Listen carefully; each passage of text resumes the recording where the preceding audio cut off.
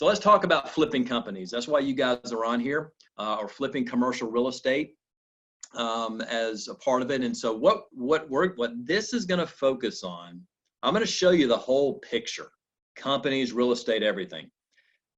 This particular webinar is going to be focused on the real estate part of it, because there's a whole lot more moving parts to the other rest of it. So, but I'm going to give you a global look so you'll understand where we're coming from. So here's the argument for flipping companies. Nobody's doing it. Now there's a good reason why, and I'm going to tell you in the next slide, one of the next slides, why no one's doing it.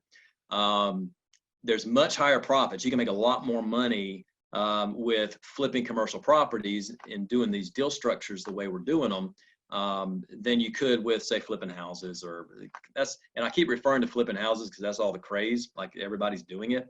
So that's why I'm kind of comparing it. But there's also a huge amount of inventory, a lot of buildings sitting out there available, and it's a great deal for cash buyers or investors. And I'm going to show you why investors really like commercial property as opposed to residential. It's a little more sophisticated investor, and they usually got piles of a lot more access to money. And then there's opportunities to grow beyond the real estate. I'm going to show you some of that tonight. I'm going to really focus in on the real estate part of it, but there's a whole nother, there's many more areas where you can make money at doing this. So we're going to be talking about that. So flipping property, flipping it to who? So who's going to buy these things, right?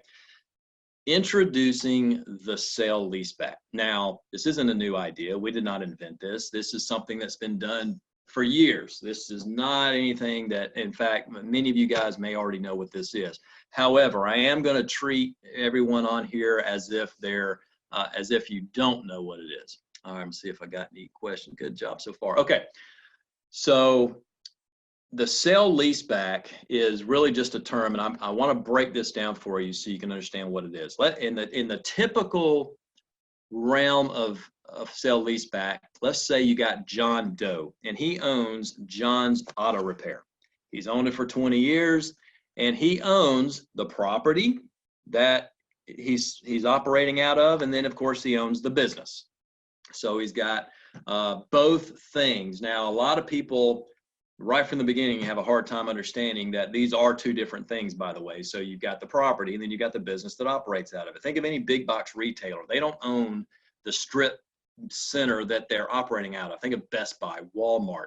A lot of them don't own their real estate. They lease it back from an investment group, okay? And it's a commercial property that's invested back. But like Dollar Generals, for instance, there's like 1,000 of them all over the country.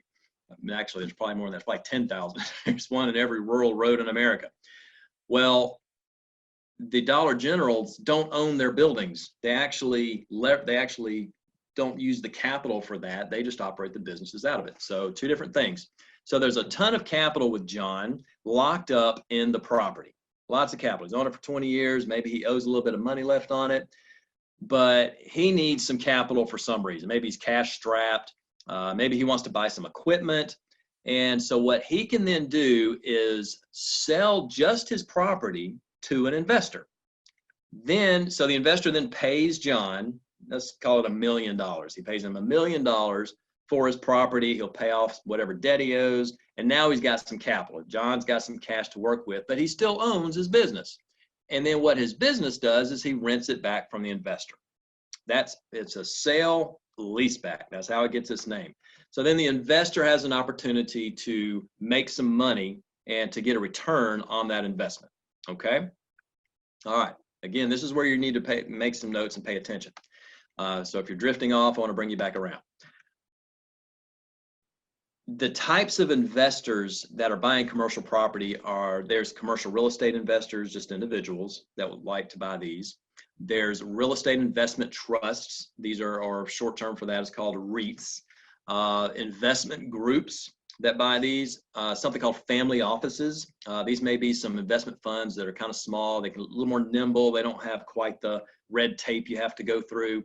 1031 tax-free exchange investors. These are investors that have sold a property beforehand, and the government, for those of you that may not know, allows you to put the money and the proceeds you make from selling that property into an escrow account, and it can sit there until you identify another like kind property that you can then use those funds to purchase. And by going through that, if you never touch that money personally, you don't have to pay taxes on it. You get to defer those taxes until later.